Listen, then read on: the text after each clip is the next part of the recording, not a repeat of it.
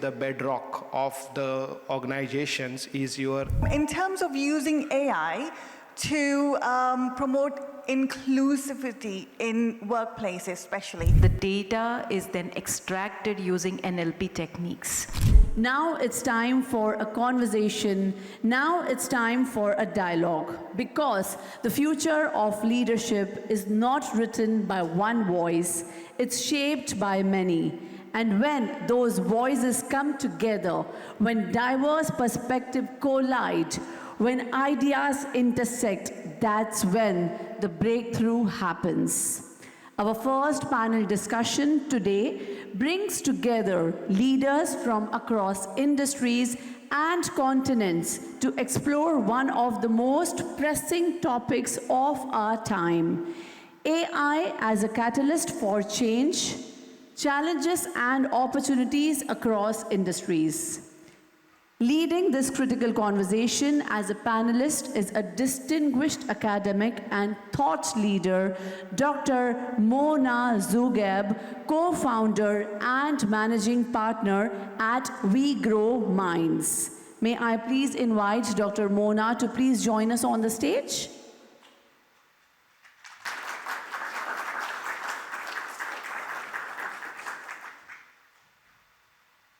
Thank you so much for joining, ma'am. May I please request you to have a seat? May I please go ahead and invite, joining her on this panel, our four extraordinary leaders. To begin with, may I please welcome the first panelist, Mr. Amit Lingarchani, Senior Digital and Transformation Program Manager at Dubai Islamic Bank. Can we have a huge round of applause for Mr. Amit Lingarchani?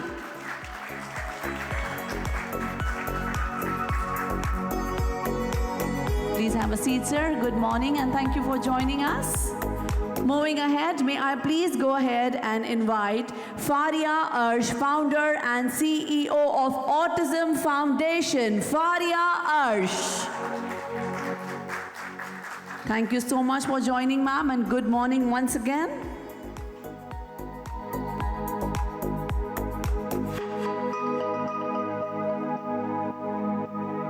Kindly have a seat, ma'am. Thank you so much. May I please go ahead and invite Dr. Ahmed Hanafy, founder and CEO of DP Holdings DP Group. That's Dr. Ahmed Hanafy.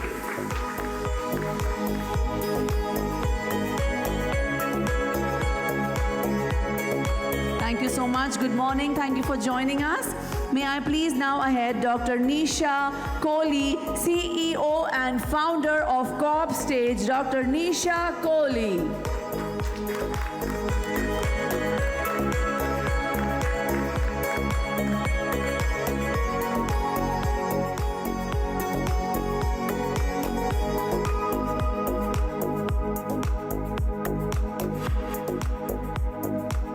Thank you so much, Dr. Nisha, for joining us. Kindly have a seat. Thank you so much.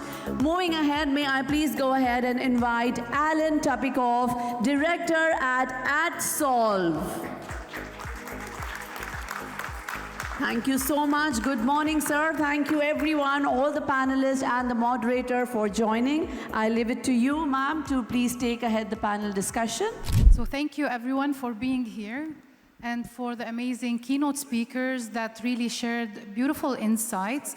And what we're going to share today is actually aligned with leadership concept and how AI is reshaping our leadership. So we have today amazing panelists, and each and every one of them coming from different industries, but sharing amazing thoughts about how AI is impacting our leadership in different industries, whether it's banking, whether it's sustainability, whether it's technology transformation, and so on. So we all know that AI is the talk of the town, let's say. So every single time we have an event, AI is there. Why is that? Because it's changing, and the change is exponential. So I've worked, for like more than 20 years in the banking sector. The last employment I had as head of IT PMO at Middle East Airlines.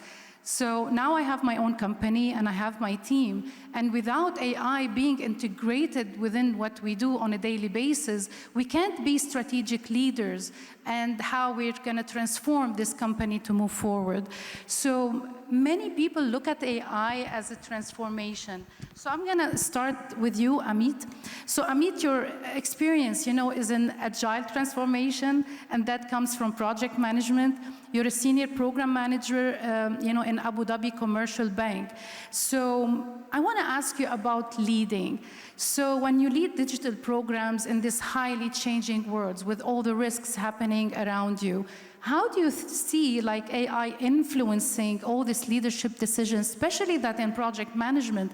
We really see that the project managers and the program managers have to take so many decisions, and how you can transform the role of the program manager into a strategic leader rather than the daily tasks that they're going to do. First of all, I would like to thank you, the enterprise world, for giving this opportunity by sitting with all interactive and insightful minds here from across the world, especially, and that number will sit in my mind throughout the day, throughout the year, about 23 countries. So I'm really thankful. And to your question, Dr. Mona, see, program management is not about any specific type of work we do. And in this world of AI, there are very specific considerations that everyone has to look at. If you talk about the specific area, which is the baseline, I would say the bedrock of the organizations is your ethical considerations. Your ethics is very important in this era of AI. Because what happens is, as soon as we hear AI, and I'm talking about on-the-floor experience in different banks, people start panicking, they're shaking up, and the word comes to their mind is, we are going to lose the jobs. And that's where we need to stop. Because this is not the organizational ethics. We are trying to break the culture, we are trying to break the community in the organization. So ethical considerations is where we are talking about, and banking and financial services is a huge area which has got a lot of regulatory operations around it. So if I want to ask you, many banking sectors, even here in the UAE, they are really shy of integrating AI into their work, but they found a solution of making it local within their local network. What do you think about that? Yeah, see, that's where the thing is. The banking organizations, and I would not say just banking, any organization, they need to start investing in people and culture rather than with this bubble of AI. Today it is AI. Previously, if you go back, you might have heard about Agile. Agile came in 2010 as a big bubble. And everyone is trying to get onto the train into Agile and go into the coaching, transformation, delivery, and everyone is Agile, Agile, Agile. And no one knows the purpose behind it. Though I will go back to our keynote speakers and our expert panelists who always banged on saying that purpose is the key. Why are we doing it and how much we want to do is very important to be understood. And when we talk about banks and financial institutions, there are a lot of steps where everyone is trying to understand that how AI is going to help to get onto something which is routine task, getting the basic things done, and allowing the humans, or I would say employees, to start looking into some capabilities building, which is to do with strategy management, with understanding of how can we do the building up of the culture, bringing the sense of training the people to the AI ethics and compliance. How do we do the customer management? And don't just copy paste. You have to have people who learn about it and understand the insights and analyze them and make actions based on that. Exactly. Which brings me to another industry. Other than the banking, you talk like many other industries as well. So I'm going to move to Faria. So Faria, you even have your expertise in neurodiversity. I want you first to explain to us what is neurodiversity. You are a social entrepreneur. You talk about inclusion and training and about so many amazing things. So how do you think, using AI can actually create or help create more inclusive workspaces. And all the learning environment that we do, even like me, I'm a senior trainer, I'm a partner of PwC Academy, of Scalar, AD Ports, like so many academies, we inject in our training programs, whether in project management, whether in, let's say, risk management and any other areas like human resources analytics, we do include AI in them. Yeah. Can you tell me your insights about that?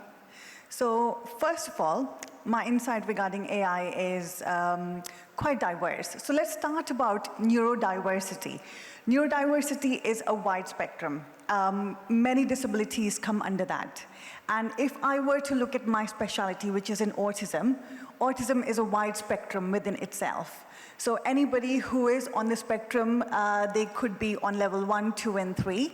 So that is basically mild, moderate, or severe side of the spectrum. So I'm an entrepreneur, I'm CEO and founder of Autism Foundation, and the story behind that is I'm a mom of a severely autistic young girl who is now 17 years old. She's completely nonverbal, so she has driven, so that's my purpose. She's driven this insight and passion in me to create Autism Foundation. It all started with a method that I created at home for her, then I wrote a book about it, and then that book has gone global within a very short span of time. That's amazing. By the way, my daughter is here as well. Oh, lovely. Let's clap for Maya for coming here all the way.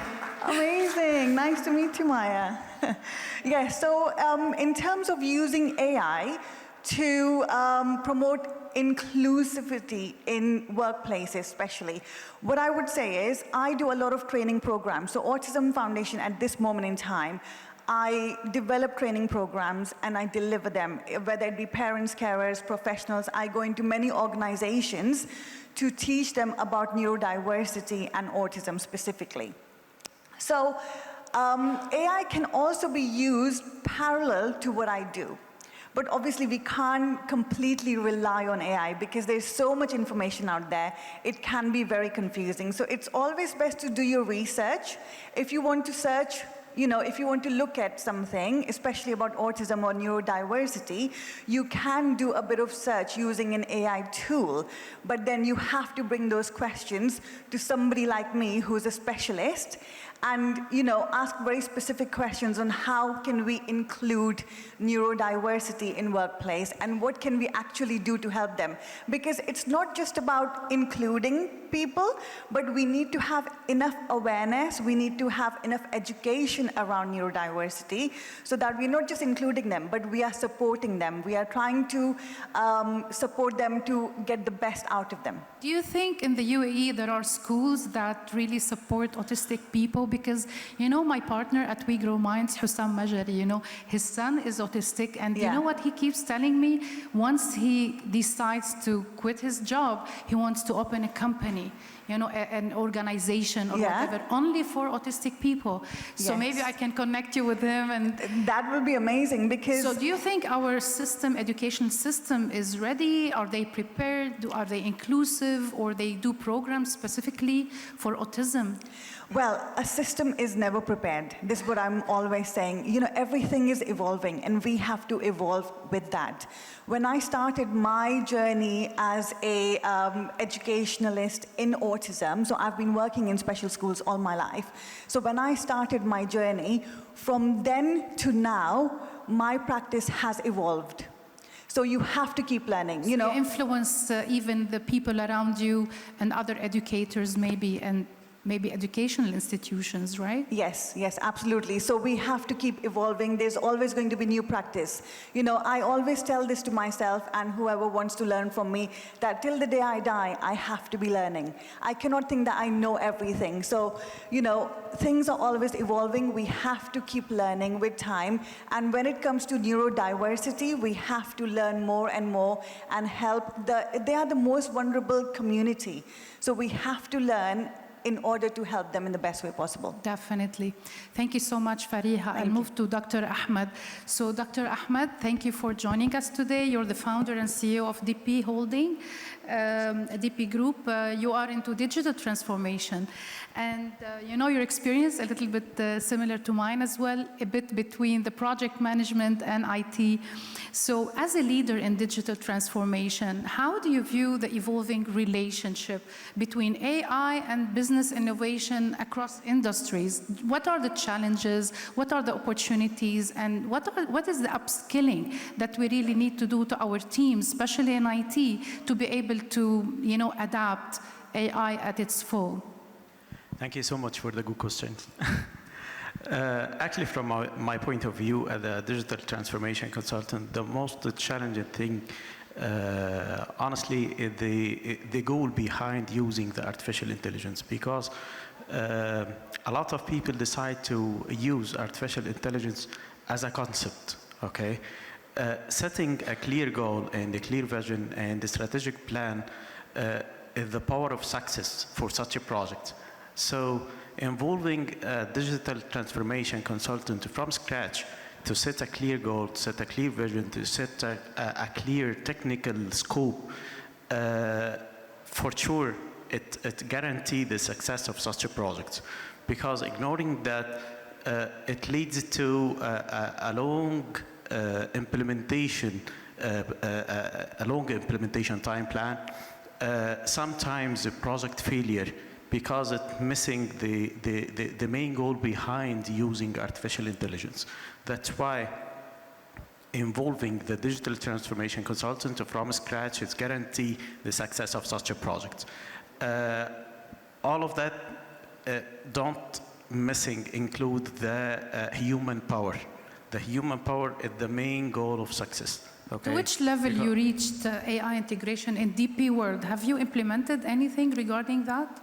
We have Other than the actually strategy success and the projects plan? for implementing AI integrated with the government softwares across the region, even in UAE or KSA. We succeeded to implement AI agent to integrate it with the existing database. So you created your own GPTs, for Yes, example? yes. We have a customized AI model integrated with the different softwares as an AI agent, and you can customize the output even based on the sector, even in government, in banking, in education, even any sector, okay, you can adapt. Yeah, the more you give it information, the more accurate it becomes, right? Yes. Okay, thank you so much. Thank you. I move to Dr. Nisha. So you're the CEO of Corp Stage, right? Yeah. ESG and sustainability advisor. And we've seen so many events, you know, they talk always about sustainability. And of course, we cannot eliminate or separate AI from sustainability.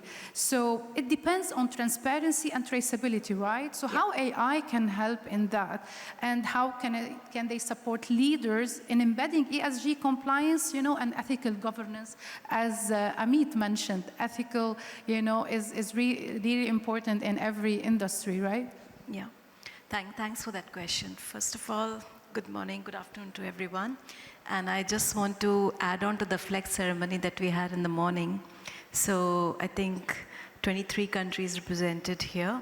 But myself, I'm originally an Indian. My business is headquartered in Singapore, and I shuttle between Bangkok and Singapore, so you can say that Thailand is also present here. Okay, so regarding Corp Stage, we are a sustainability tech platform and also an advisory integrated ESG company.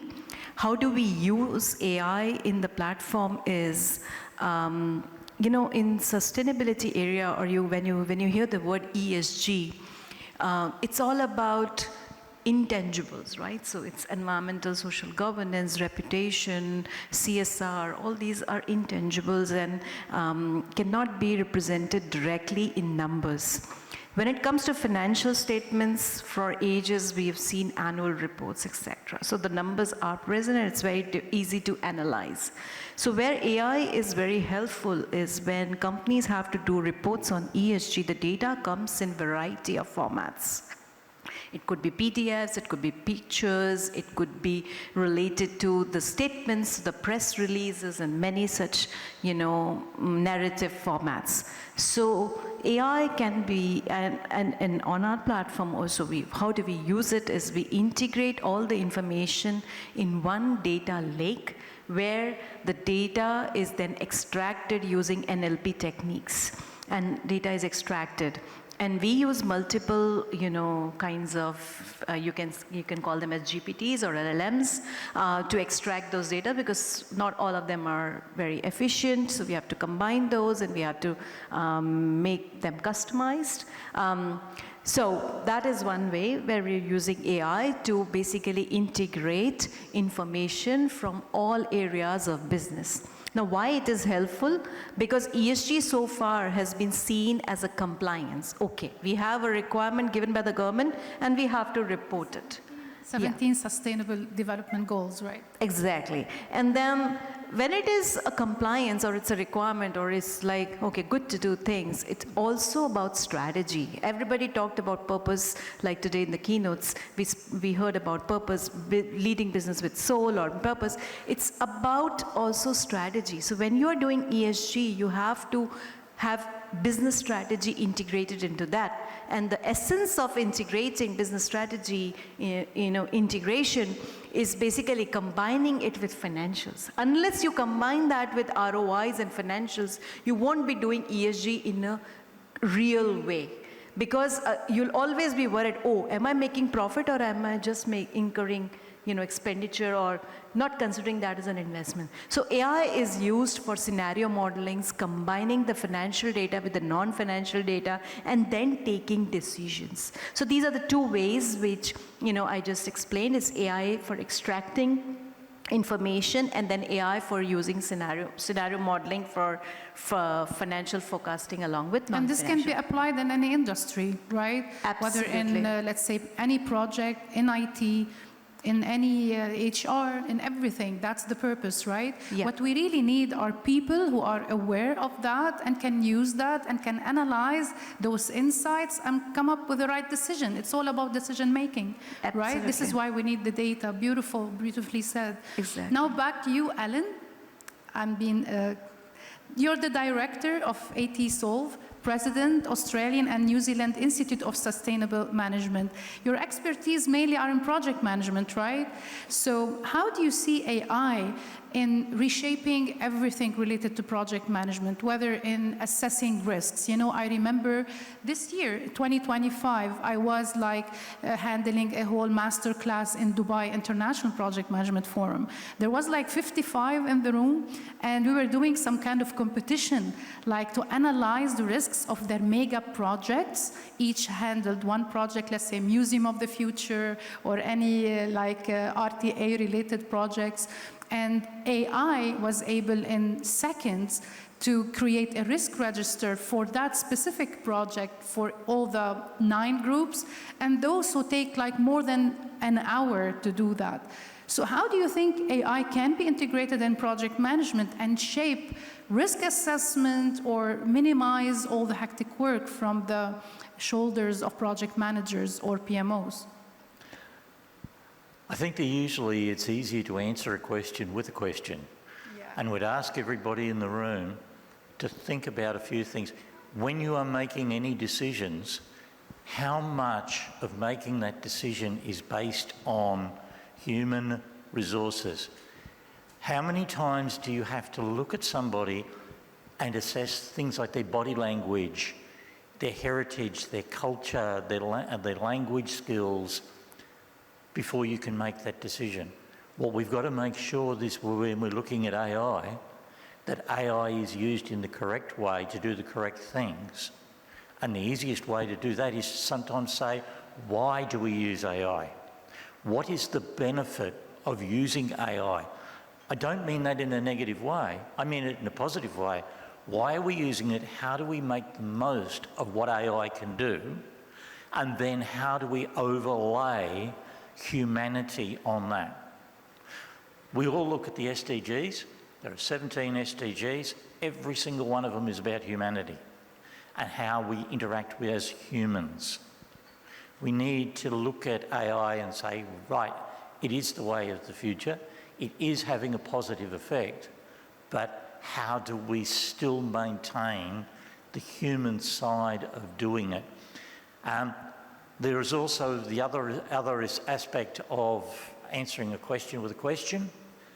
25%, well, it's arguably between 25 and 30% of the world does not have access to electricity. And they do not have access to reliable electricity. Now, without electricity, that means they don't have access to the computer. In various cultures, it is dependent on how much access they have as to how much they can use it. Now, that's going to be the challenge for AI too, is how much of AI is going to be tailored to match heritage and cultures and all that, because we don't want to get rid of people. We don't want to get rid of their imagination. We don't want to get rid of thousands of years of culture and heritage. We want to be able to take all that and to use that with AI to then deal with it further on. And the biggest issue with project management and contract management, as I said, was humanity, but it's also how do we manage the impact on people through those projects. How many people will be displaced in certain jobs, and how do they get created? If we've got a quarter of the world that doesn't have electricity, are they going to be the vulnerable ones with that we've got to look at with the projects? And project management and all management is really building blocks. They're the basis of when we take it forward. You were talking about project management. Project management is a set of building blocks that is then interpreted throughout the world and throughout the projects to see how we then build above that to get the answers that we want for the specific project. And part of this is AI is the building block, but it's not always the answer. It provides us with options and questions and potentials. And then we put humanity in to work out how then we build up to get the right answer for the right thing at the right time for the right people. Beautifully said. I would like to write a paper with you on that because we agree a lot. Yeah, because, you know, when you have project managers, you know, not anyone, it's not like ratatouille, anyone can cook. You know, you really need project managers who actually know how to be strategic leaders, how to make decisions, and at the same time, manage all the daily work and the hectic documentation that is required by the governance of a PMO. So, of course, all of this will need AI, and I can't even imagine now our lives as project managers without using AI on a daily basis. Back to you, Amit. So Amit, you worked in like the banking sector for how many years in Abu Dhabi Commercial Bank? Yeah, I just wrapped up with the Abu Dhabi, now with the Dubai Islamic Bank. And Abu Dhabi Islamic Bank? Dubai Islamic. Dubai Islamic Yeah. Bank. So For how many 17 years, all in all? 17. 17. 17. 17 years.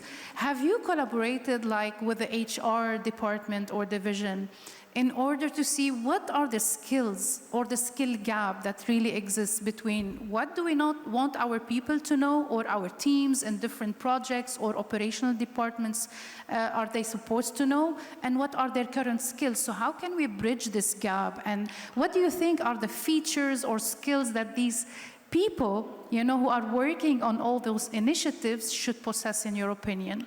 Yeah, sure. So, see, this is always in this transformation and coaching, we are setting up what we call is a roadmap. This roadmap is what is helping you. And for me and my previous assignments, I have seen AI as my team member rather than just an enabler. I like when you say roadmap because it's not a click of a button, right? Yes. It's a long term. There are short-term wins and there is a long term. Exactly. So there are strategic and then there are quick wins. So what we look into is, I consider that where there is a need to have a strategic win, we definitely require more involvement from management, more involvement, and what we say is a diversified view from different leaders in the organization to understand what is going to be beneficial to the organization. or if we require any external expertise to come in and guide us there. So this helps us to build in what we call is a skill augmentation plan. And this skill augmentation plan is not at specific any layer. It is for any particular, not for a particular person, not layer, but it is more at different levels of organizations. So according to me, in my previous strategy, I have used somewhere which is team focused, program focused, and enterprise focused.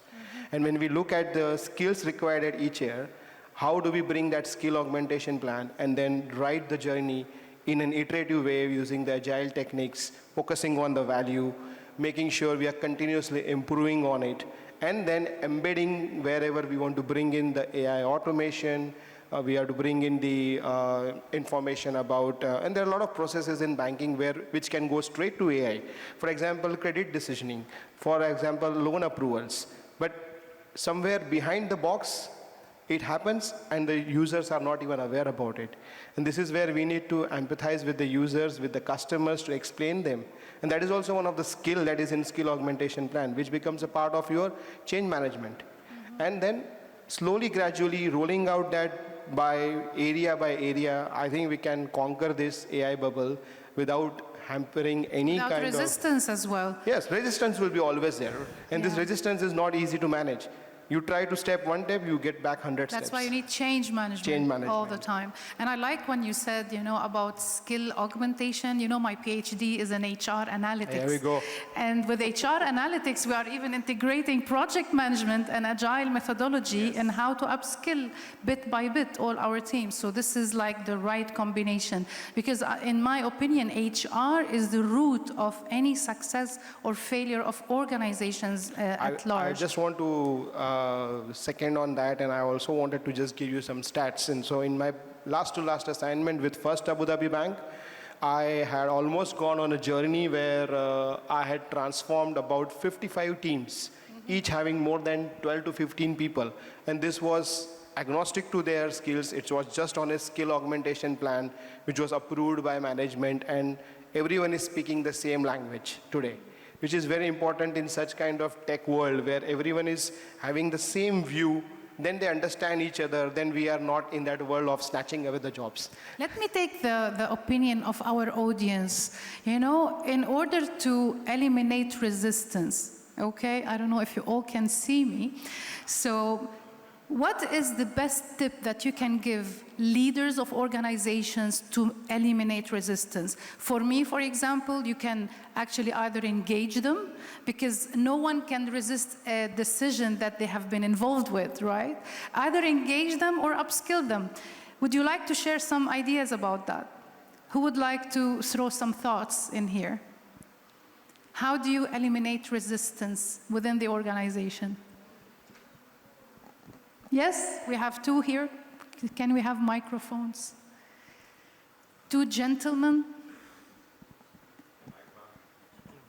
You can use the bottle for... Only two microphones? Okay. Test. I think this will better. I think making it like an open group discussion, at least not maybe fully, you're guiding it, similar to what you were saying. I think that's a really good example. We're involved, but you're clearly directing it, and you know where you're going with it, but people feel like they're part of what's going on. I think that's kind of, I don't know, I think that's a really good analogy. That's smart, yeah. That works, because when you're having those focus group, they can agree, disagree, they can be engaged in the decision making, which is awesome. Who have other ideas as well to eliminate resistance? Our amazing speaker. I'll stand so that I can get one answer. You roar. You roar. Actually, yes, summarizes so well. It's in line with what my colleague here said. So I want to say change always comes with challenges, right? And challenges, it's not very comfortable. We have to acknowledge that. And that's one thing we miss. And most of the times, I think when these changes are coming, we love the approach of top-bottom, right? Exactly. And that's a problem because people are already resisting. So to make them part of the change that is bringing challenge and then putting an input, then they're going to own whatever changes that you're implementing in the program. And what about emotional intelligence as well? So if you think of these people as human beings and what is the root cause for their resisting any change, whether in AI or any other change in the organization, they will become less resisting, right? By understanding the people, putting yourself in their shoes. Maybe they are not like aware, or maybe they are afraid, you know, of this new technology. So maybe upskilling could be a thing, or... Yeah, the human aspect has to be there all the time, because we are dealing here with people's feelings, right? Families. And they are scared of all these changes because they think, oh, this is my comfort zone here. Anything that is actually challenging my comfort zone, as a human being, I'm going to resist it. And that's how our bodies are wired. We have to acknowledge that. So we are not dealing with machines here. We are dealing with people with feelings. And if we mess up with their feelings, they will resist. Exactly. Thank you. That's a clap for you as well.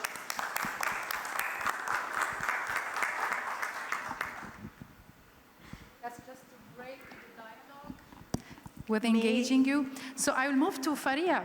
Faria, you back to sustainability, no, back to autism as actually. So when we're talking about leadership, many people think profit, and we had our speakers as well talk about profit without a purpose. What do you think about, you know, leadership through social impact? So how can we actually integrate maybe AI or innovation so that we increase, you know, the social impact? Yeah, well, when you talk about leadership, you have to lead with empathy, right? So in my line of work, so I'm constantly interacting with people with disability. I'm working with their parents, their carers, professionals who work with them. So unless I have that empathy with every single person I'm interacting with, I won't be able to lead with them. You know, empathy is the first process within design thinking, right? Yes, absolutely. Empathy all the time. Absolutely. And I feel quite privileged that I can empathize with each one of them, because I have a daughter who is severely autistic. I can empathize when I'm communicating or I'm trying to understand anybody who has a disability, because I have that personal experience, I have that personal touch. Then I've worked as, you know, as an educationalist in special schools. So when I'm communicating with anybody in the education sector, like teachers, and I'm trying to give them training regarding autism or any kind of disability, again, I can empathize with them. I can empathize the kind of challenges they face on a daily basis. And as a parent, of course, I'm a parent, you know, so there's no doubt about the fact that I'm empathizing with all the parents out there who have a child with disability. So I always start my leadership skills with empathy. So I lead a number of staff within my organization. Again, I empathize with each one of them with their roles, because unless I do that, I won't be able to lead properly. And how we can integrate AI in this is, I use AI as a tool to make my life a little bit easier. Time is money these days, you know. Exactly. Of course. Removing all these repetitive jobs that machines can do, right? Absolutely, yes, yeah. So I'm constantly trying to come up with behavior plans. So I am a behavior analyst. So when I'm called in an organization where an autistic or a disabled person is really struggling, I look at what kind of behavior they're struggling with. I analyze the situation, not just the autistic person, but everything around them. I analyze the environment and every individual involved in that disabled person's life. So my job is to, you know, as a behavior analyst, I'm creating a behavior plan so that everybody can follow, so that we are able to support this disabled person in the best way possible. So I give commands to AI in a very, very specific way. I know the behavior plan, but I'm going to save my time, which could take me hours. But if I give specific commands, what needs to be in that behavior plan, I can give those commands to AI and create a behavior plan, which would save me a lot of time. Same with the educational plans as well. I know the AI doesn't know this person. The AI hasn't done the behavior analysis. I've done that. But if I put the right commands in the AI and I'm using it as a tool to save time for myself. And of So course, that's how you'll I be the integrate it. judge at the end of the day. You're Yes. not just, you're analyzing this information. Yeah, yeah. You're maybe bringing to your attention something that maybe you slipped, from your mind for a reason, for example. I wouldn't say that I would rely on AI. So what I do is I use it to create different formats. So it's saving me time to write big paragraphs and faffing around with formatting. But you and- inject the right information for it, right? Yes, yeah, of course. So I'm giving the right information to AI, but it's creating the formatting and the details. Same in for me. project management, by the way. All the formats, all the templates, Yeah. instead of you creating it, designing it, even branding it for the Exactly. organization, they can do it. Yes. And you focus on what matters most. Exactly, right? absolutely. So I use it as a time-saving tool for my work and my organization. Yeah, thank you for sharing this. Back to you, Dr. Ahmed. I worked in IT for more than 19 years, and mostly either the head of IT PMOs, like IT projects, and implementing CRM was one of them, right, which is customer service. And one time I was driving from Abu Dhabi to Dubai. I was hearing Eye of Dubai radio, and actually I saw a client talking to a customer service agent, and they were discussing on how to solve a specific problem with their account and something like that. And all of a sudden, the moderator of the talk came in and said that customer was talking to an AI agent. So see how the exponential transformation, even in customer service, in every industry is changing, and maybe those customer service agents might be disappearing, and the role will vanish with the presence of AI.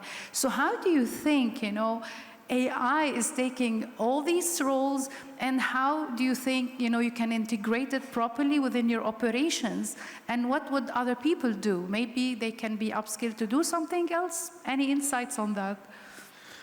For sure, AI is just a tool. It's not replacing it for people. Okay, without innovation, without people inputs, without a clear requests and the guideline for the artificial intelligence tool, for sure it will raise its a fault. It will raise its wrong infos. Okay, so AI feeds on database. Once you have a clear database and classified database, you will gain a clear results. Okay, so when we are talking about AI and it may be raises risks on the on some job opportunities or some job descriptions right now.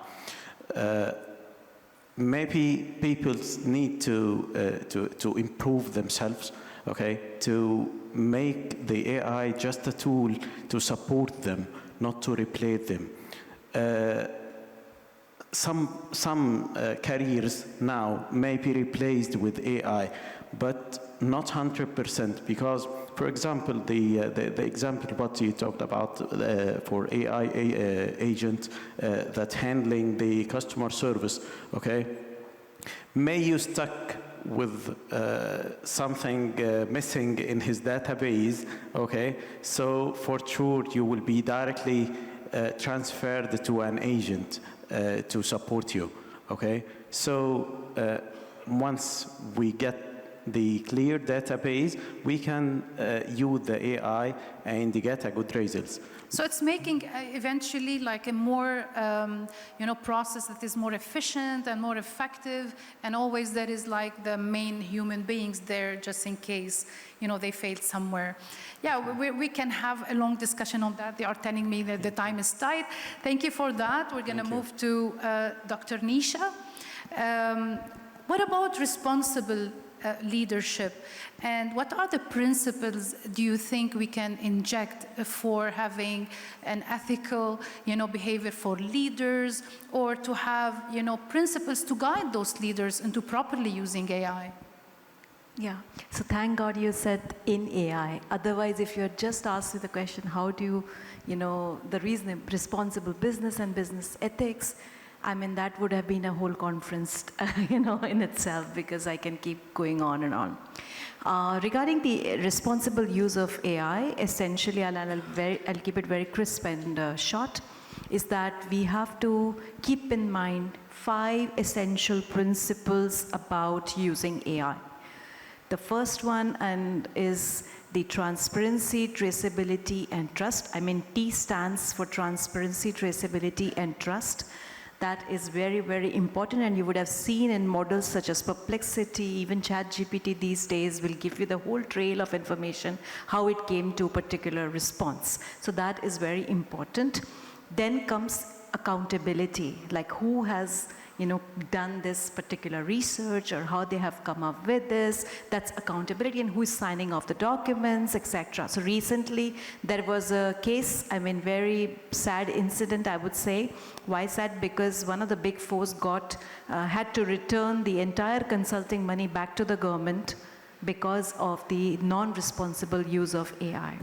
Right, so that's accountability is very important. Then the fairness is about taking care of the bias. Another case, by the way, where a big firm, they used AI in consultancy and they got fined for that. Exactly. So it's not a simple copy-paste, right? Absolutely, and AI we all know. And then the 4th principle is privacy, which is very important. Again, if you see, one of the big tech companies, their entire code was leaked. And it was put on the ChatGPT, and people, if you tag that particular company name, you'll be able to see the code. So such a big company lost all its IP, that way. And then last one stands for H, which is human involvement. So in AI, as all the speakers here mentioned about, using the responsibility, that means having the human involvement, making sure that everything is checked, whatever responses are generated. So while we were integrating our carbon calculator on our platform, we thought, okay, let's use LLM rather than doing our own calculation. Then my developer said, if we use LLM, we'll get different response every single time. So that's why if you get a response from the LLM, you have to make sure that human involvement is there to check whether it's accurate or not. Thank you. Thank you. Ellen, final question, okay? So Ellen, as well as part of your expertise is international certification, right? Even me, my company, We Grow Minds, is an authorized training partner of PMI. And all those certifications, where do you see they are going? Like, what are the challenges that we might face with AI? Is it reshaping how we certify people, or the way of studying, or certify leadership or project excellence globally? Okay, well, firstly, all of the systems that we've certified so far have been, to different levels, reasonable. A lot of them, though, the certification has been useless. And I say that with respect because many projects, like 60% often in many sectors of projects, fail. They've used the systems, they've used the tools, but the projects have failed because humans haven't got in and been involved with them, but also that the wrong questions were asked to begin with. And when we don't ask the right question, how can we say that the answer has any chance of being right? So our certification systems have to be basically the tools, the certified tools that we use to come up with the right question so that then we can get the right answer. But so far, we haven't been able to do that. As I say, 60% of projects fail. Now, during COVID, I was sitting back and thinking, what else can we do around here? I started to work on a mapping tool, and suddenly, about halfway through the mapping tool, I realised that, in essence, what we think is the right question to ask at the beginning, when we're actually challenged about that, we find that the question at the end is totally different to the question we thought about at the beginning. True. So our certification systems have to be the building, as we said before, the building blocks. Not the answers, but the building blocks. If you like, the certification systems are the whys, Why are we doing it? What are we doing it? How are we doing it? Why is this important? Why is one of the major questions. What's the impact as well? Yeah. So if you're going to be certifying, we've got to, and also you mentioned PMI before, one of the world's largest certifiers of project management. However, no system is in place that can recognise often the humanity that was talked about before, about families and all that, and also, as we said before, about the cultures and heritage. How do we bring the right answers to be in place in the right country with the right people at the right time? So we've got to sit back and go, why do we want the certification? What do we want out of the certification? And how is it going to be used to do it? And how do we measure the success of what we did later on, the impact of on our work, right? And if we don't know the question to begin with, how are we measuring our success against that? And so really every project, the decertification should be stop at the beginning. Do not proceed until you've gone through and reviewed and sorted the questions out. And our certification systems, particularly for AI, are not going to be a one-off certification. It's going to be a continuous thing. We have to stop, we have to review, we have to think, we have to implement, we have to stop, we have to review. Agile methodology, right? Every single phase of every project has to be an ongoing review. And we may need to make sure that the answer that comes out of AI is purely and simply part of the equation. It is not the answer.